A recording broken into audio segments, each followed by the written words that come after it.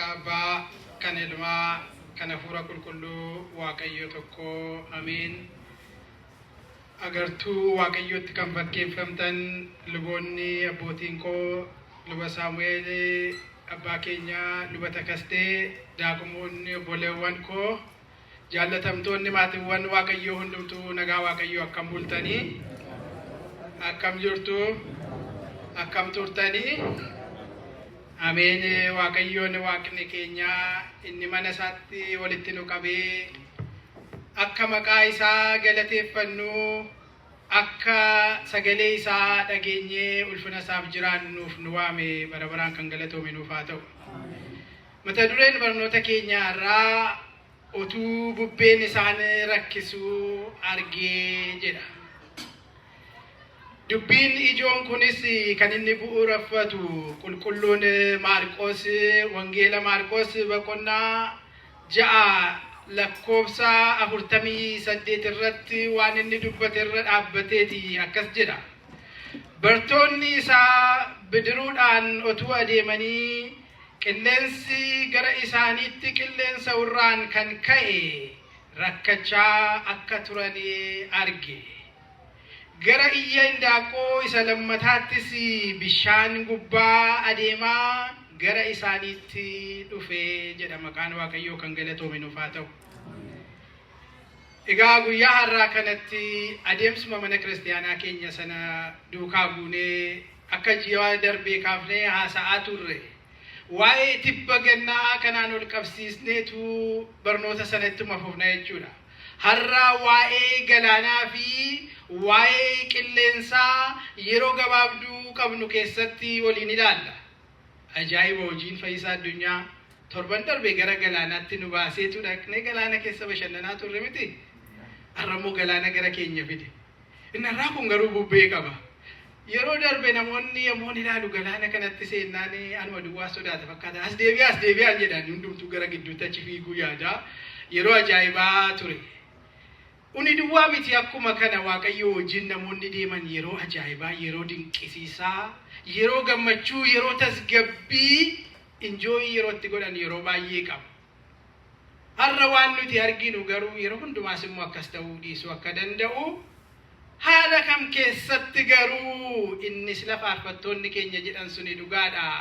Inni qilleensaa fi galaana gidduuyyuu karaa qaba.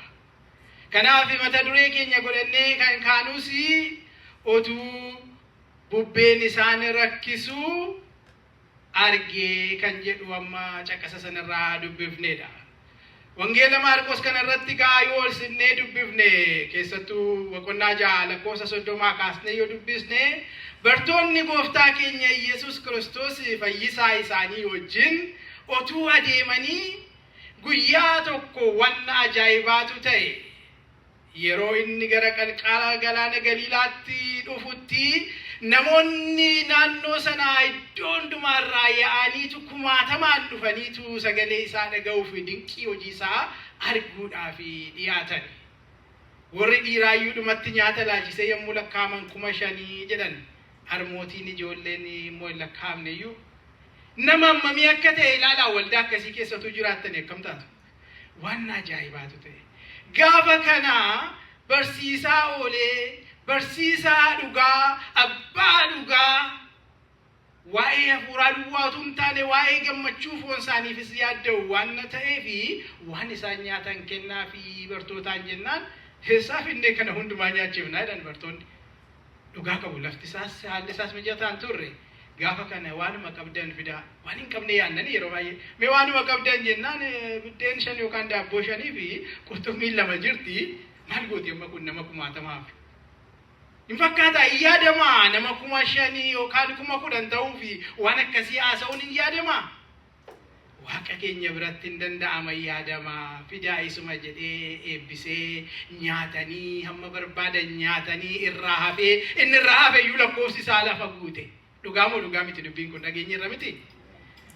ajaa'iba kan arganii utuu bartoonni gammadanii faayinaali yeroo baay'ee losing streak ture gooftaa Yesuus duukaa immoo deeman yeroo inni baqatu yeroo inni dhiisu yeroo inni ofii isaaf miidhamee warra kaan moosisu argaa turan malee yeroo inni olaantummaa isaa gooftummaa isaa mul'isu baay'ee argaa hin turre inni gadi of qabee nuun ol kaasuuf waan dhufeef guyyattii kana garuu guyyaa ajaa'ibaa guyyaa moo'ichaatu ture gammadaniiru bartoonni tusaan kanaan jiranii lafti dhi'uu geenyaan amma aduun galgalaa waan jiruufi gara iddoo bultiitti gara Beetesaayidaatti achi ce'aa jedhee gara bidiruutti isaan oofe yeroo kana irraa adda ba'anii deemuun barbaanne gooftaa ajaa'iba akkasii hojjetu kana duukaama turuu barbaadan dirqisiiseetu giddiidhumaan bishaanitti akka seenanii bidiruu qabatanii deeman taasise ofii garuu achitti hafeetu namoota kana hundumaa geggeesse isin ajaa'ibu geggeessaa akkasii qabaachuun abbaa akkasii qabaachuun bartoota ergee ofii immoo geggeesse hundumaa geggeessee dafitee booda immoo gara tulluutti ol ba'ee kadhannaa eegale. Ilmi Waaqayyoo Waaqni jiraataan gara tulluutti ol ba'ee kadhannaa jalqabe. Ammam kadhanna yaadadhaa ofii. Maaliifi ijoollee isaa duuka buutota isaa galaanarra ergee akkasumaan ergee hin dhiifne nu barsiisuuf jecha tulluutti ol ba'ee immoo waa'ee isaanii kadhachuutti ka'e. Warra 1000 duukaa dhufanii yaa'aniifis. Otuunni tulluurraa achi gubbaatii kadhatuu bartoonni adeemanii akka kiiloomeetira 5 akka maayila 3 yedda adeemanii fagaatanii saayitii hedduuf edda bidiruun deemanii booda aduun yeroo dukkanaa'ee dukkanni hammaatetti lafarraas fagaatanii namni dirmatuuf lafa hin jirre yommuu ga'anii fagaatanitti qilleensi hamaanii bubbeeni jabaanii dukkaneessee bubbee jenna afaan keenyaan stormiin maal akka ta'e beektu afaan Oromootiin.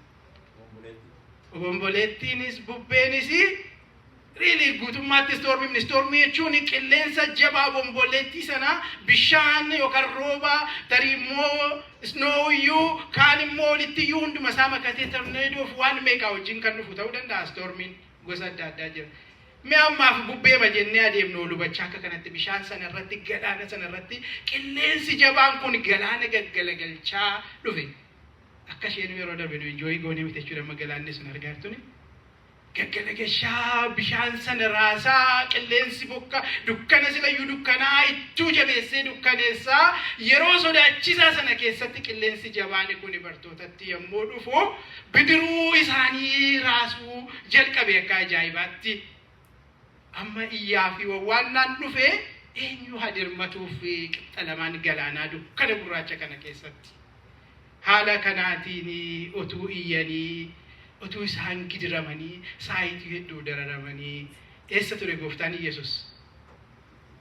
Duukaa jirtu miti isaan biraafee kadhannaa fi gaararraa maayilii hedduu fagaatee saayitii hedduu isaanirraa fagaateetu tulluu sanarra ture qaamaan isaanirraa adda ba'ee akka jiraatu malee ejjin isaa garuu isaanirraa hin mittiqne haala sana keessatti exactly iddoo isaan jiran sana keessatti isaaniin argaa ture kanaaf mata duree godhannee fudhanne sana booda argee hin dhiifne achiin booda rakkoo hin argaa dhiphina hin argaa dararaman arga bubbee keenya sanas hin argaa ansaanis argeetu hin naqe gaafa dhufu kan immoo akkamiin dhufaa galaana bidiruu raasaa ofiyyuu oollachaa jiru sanarraa akka lafaatti irra adeemaa dhufe galaanichuma sabartoota bidiruu raasaa ture sanarraa gooftaan garuu irra adeeme galaanni gooftaa ishee ajajamte bubbeeni warra kaan raasu isa sochoosuu hin dandeenye isuma gidduu adeemaa gara isaanii dhufe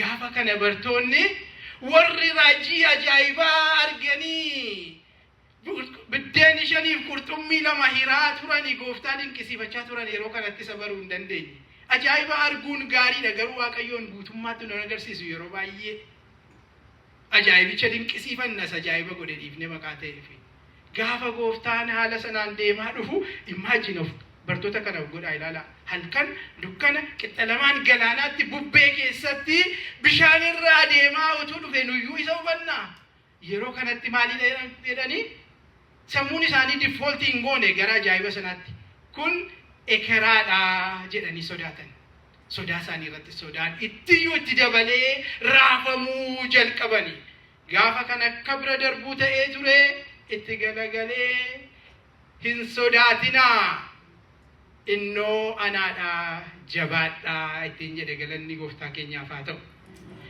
Yeroo barbaachisaatti sagalee ajaa'ibaa kana isaaniif hire. Isa booda isaanis amananii gara bidiruutti seene. Yeroo inni gara bidiruu sanaatti seenu bubbeen gab jedhee bishaanni tasgabbaa'ee bidiruun iddoo deemuun ishee irra jiru deemuu jalqabde. Hojiin Waaqa keenyaa akka kana dinqisiisaadha.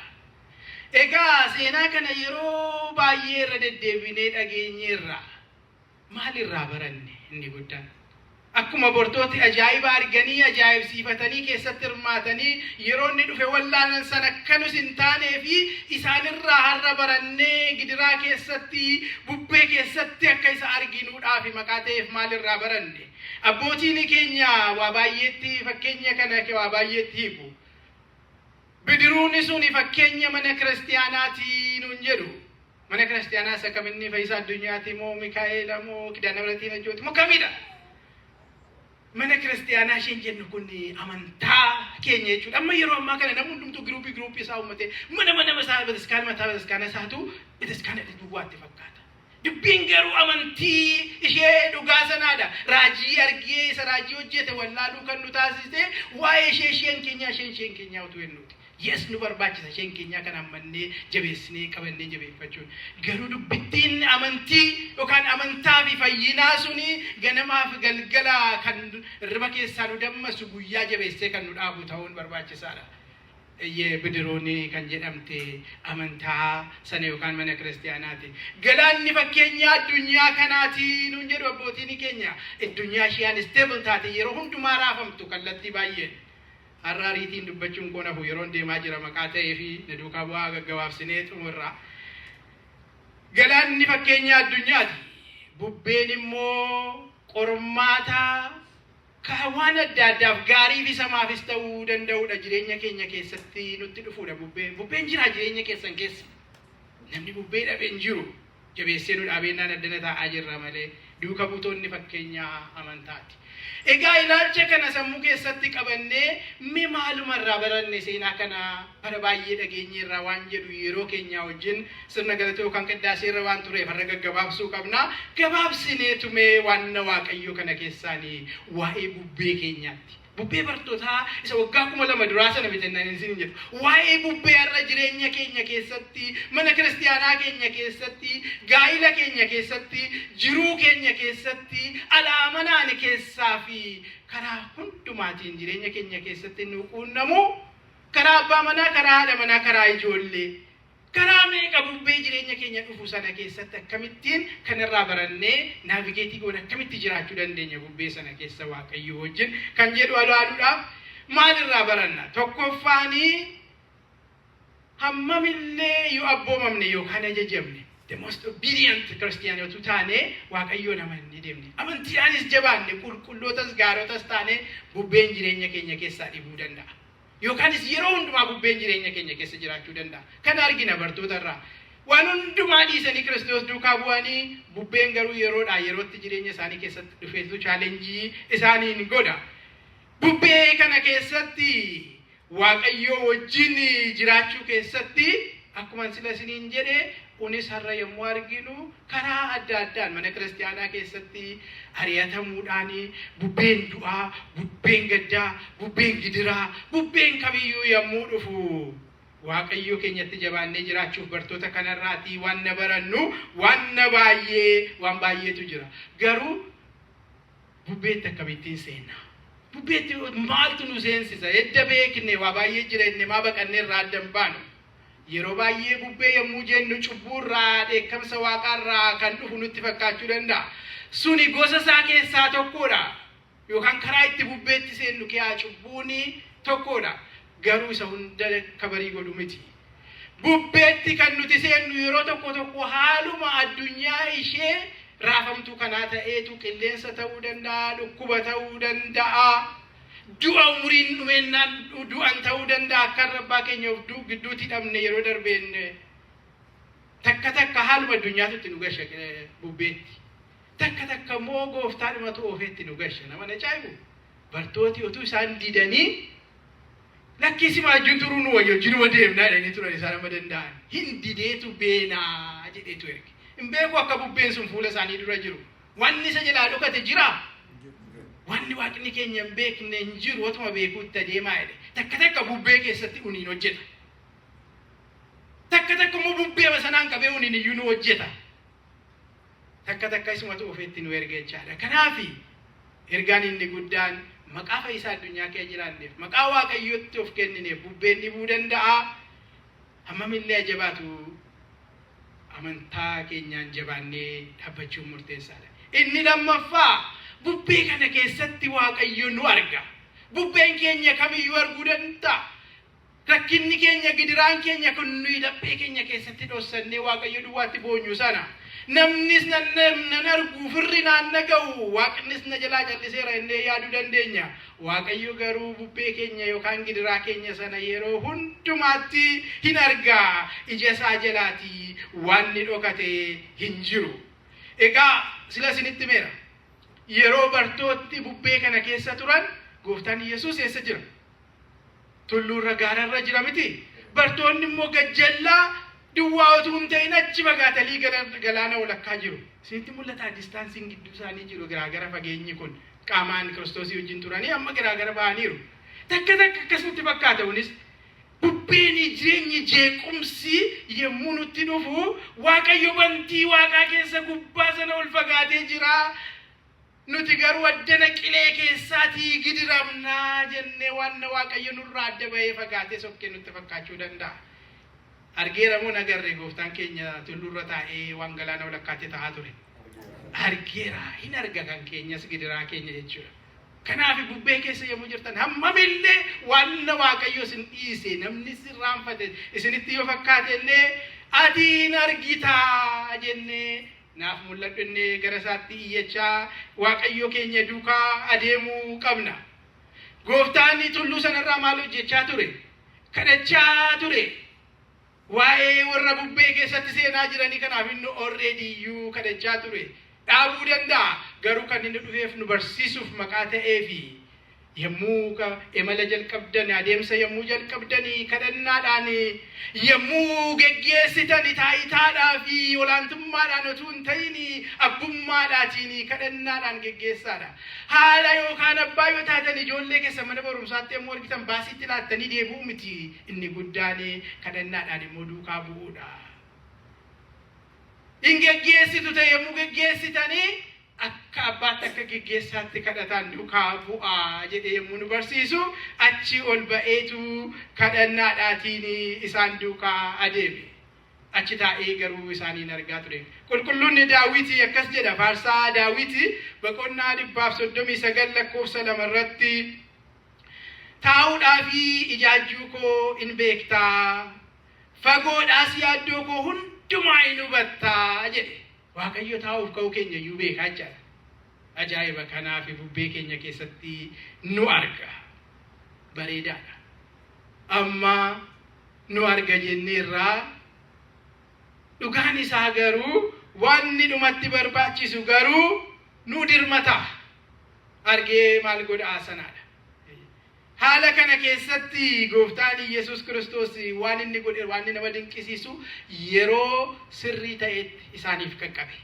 kanaaf ergaan inni sadaffaa waaqayyo yeroo sirrii ta'etti uniif qaqqabaa uniif dirmata obsaan eeggachuu qabna jechuudha yeroo akkamitti dhufe jalqaba utuu hin ta'in iyyuu beeka bubbee kana garuu adeemanii jarri kun waan danda'an hundumaa godhanii yaalanii yeroon gara dhumuutaa yemmuu geessu gara lafa barii jala iyyandaaqoo lammaffaa afaan Oromoon kutaa afuraffaa guyyaatti jedha iddoo kaaniitii gara sa'aatii 3-6 gidduu ganama barii gara 3 PM 4 AM itti dhufee jedha yeroo sirrii taate qaba waaqayyoon keenya yeroo itti namaatiif dirmatu yeroo kanatti gara lafa barii kanatti lafa isaan humna isaanii fixanii dukkanni ittuyyu lafa bari'uuf yemmuu hedduutu dukkanaa'e miti yafa dukkanni ittiyyu hammaate sanatti yeroo cimaa sanatti gara isaanii dhufe turuu danda'a. Yeroon dheerachuun isaa waan waaqayyo hin jirre nutti fakkeessuu hin qabu. Waan waaqayyo hin dhufne nutti fakkeessuu hin qabu. Yoo gidiraan ammaate bubbeen yoo jabaate illee waaqayyoon keenya yeroo isaatti hin dhufa inni abdiin eeguu qabna. Kan nama ajaa'ibu faarfannaa silaa lapheerraa yoo caqastaniittu ta'e waan baay'ee dubbata. Yoo turee dhufe illee eenyullee san dursuu hin dadhabu hundumaan raawwata jedhanii waan baay'ee nu barsiisan. Seenaa Alaazaar yaadattu? Akkasuma waan jedhee darba yeroo hin qabnu maqaa ta'e. Alaazaar akka inni du'u obboleettiin isaatti ergitee maaloo kottuu etteennaan otuma beeku achuma ture. Alaazaar du'ee gaafa guyyaa meeqaffaa dhaqee gooftaan yaadattu? Gaafa guyyaa afuraffaatti dhaqee yeroo sirrii qaba. Dhumateera mani akka keenyaaf hin du'ee duwwaayyuu miti owwaalameeyyuu obboleettiin isaa daawwiin bal'ina awwaala kan ammaa arguun nuuf hin ta'u tortoreera jettee turte. Garuu waaqni kun achi gaafa guyyaa afuraffaa ga'ee eenyullee san dursu yeroon isi san daangessu maqaa ta'eef Alaazaar jedhee yommuu inni waame Alaazaar ka'eera moo hin kaane? Eeyyee kanaafi hammamillee haa turu hammamillee fagoo fakkaatu malee waaqayyoon waaqni keenya nu wajjin jira maqaa ta'eef yeroon keenyaaf yeroon isaa adda ta'uu danda'a. Abdiif obsaan isa eeggachuun baay'ee baay'ee barbaachisaadha. Ergaanii afuraffaanii kanarraati barannee dabarru dhufuu danda'a. Nu arguus danda'a. Akkaataan inni itti dhufu garuu akka nuti itti eegnetti ta'uu dhiisuu danda'a. Yeroo inni dhufu akka nuti eegnetti ta'uu dhiisuu danda'a. Bartoota bira yommuu dhufe gooftaan Yesuus imagine amma salphaadha nuuf yommuu galagallee haasofnu. Gidiraa sana keessa otoo jiraattanii akkamitti akka inni dhufuu barbaaddu? Qilleensi achi bubbisee galaanni gaggalagalee bidiruun keessan takka jala lixxee takka jalaa baatee yukkanni akka sana hammaate keessatti waan isin barbaaddan maalidha dhugaa masaa yoo dubbanne? Callisuudha. Waan yeroo baay'ee barbaadnu qilleensi kun gaba jedhu bidiruun kun atas gabbaa'uu nagaan haguudha. Inni garuu waan inni godhe isaan jedhan miti yookaan immoo gaba salphaatti yoo lafa keenya ta'amrii isaa sana akka inni hojjetudha kan nuti yaadnu. Inni garuu bidiruudhaanis miti maaliinis miti galaanuma saraafamu sanarra adeemaa dhufe. Yommuu dhufe yukka waan isaan bira darbuu ta'ee jedha. Bartoonni isa tun ta'ee dhekeraadhaa jedhan akka isaan yaadanitti hin dhufne akka biddeen shanii fi daabboo lama sana qurxummii lama baay'ise sanatti ajaa'ibaan hin dhufne maqaa ta'ee fi akka isaan yaadanitti hin barre. Akka waaqayyoon itti dhufu hin beeknu ija keenya bannee tole jennee eeggachuun akka nu barbaachisu. Gaafa kana gooftaan achirraati. Ammas immoo osuma dhufeyyuu waan inni haasa'u immoo dhaggeeffadha. Achi dhaabatee hin sodaatinaa. Imagine otuu isin ta'e hin sodaatinaa yommuu namni isin hin jedhu kana keessatti. Hin sodaatinaa. Innoo anaadhaatii jabaadhaa ittiin jedhe. Already otuma inni dhaabee otuma yubbiin callisee nagaaf tasgabbiin bu'ee lafa sin barbaadde itti kanaan sodaatinaa innoo anaadhaa jedha inni immoo.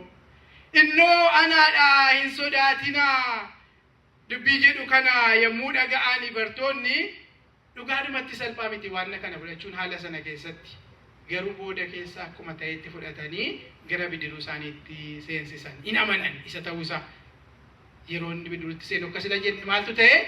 Nagaaf tasgabbii guddaatu ta'e. Nagaaf tasgabbiitu dura ta'e miti isatu dura bidiruutti seene. Kanaaf nuti yeroo hundumaa deebii barbaanna.